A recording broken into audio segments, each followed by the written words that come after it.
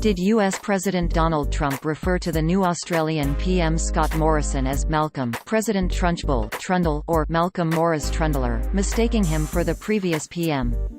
Malcolm Turnbull? No, that's not true. The confusion story was made up by an Australian satire website that pretends to be the local newspaper of a little backwoods town named Betoota. It is not real, even though it got several thousand engagements on Facebook already.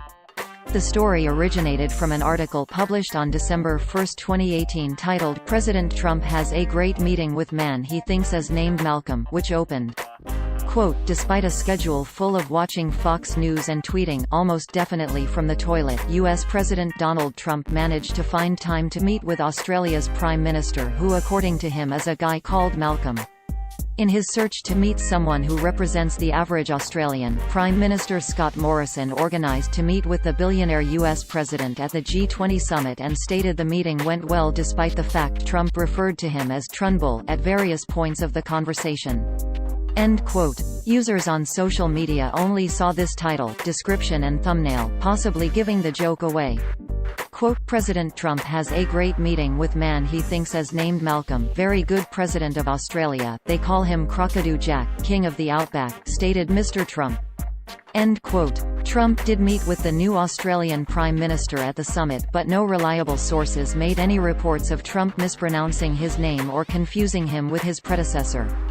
Quote, "So far, so good," Trump says of relationship with Australia's latest PM meeting with Australia's leader at the G20 summit in Argentina. The U.S. president gets a personal explanation of events that led to him meeting Scott Morrison as Prime Minister, not the man he has been used to meeting at the White House, in New York and at world summits for the last 2 years.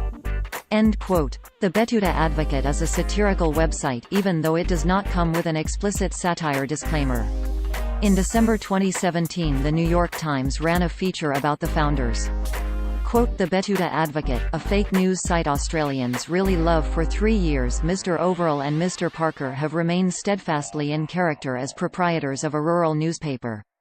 Often compared to the satirical news site The Onion, the Betoota Advocate has become the sardonic voice of disenchanted millennial Australians.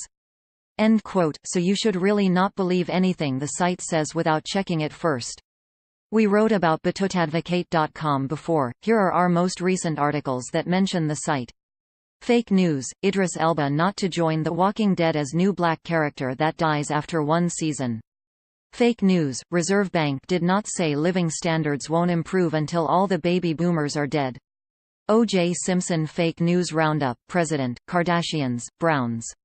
Fake news, Amy Schumer not confirmed as lead star in all-female remake of Saving Private Ryan.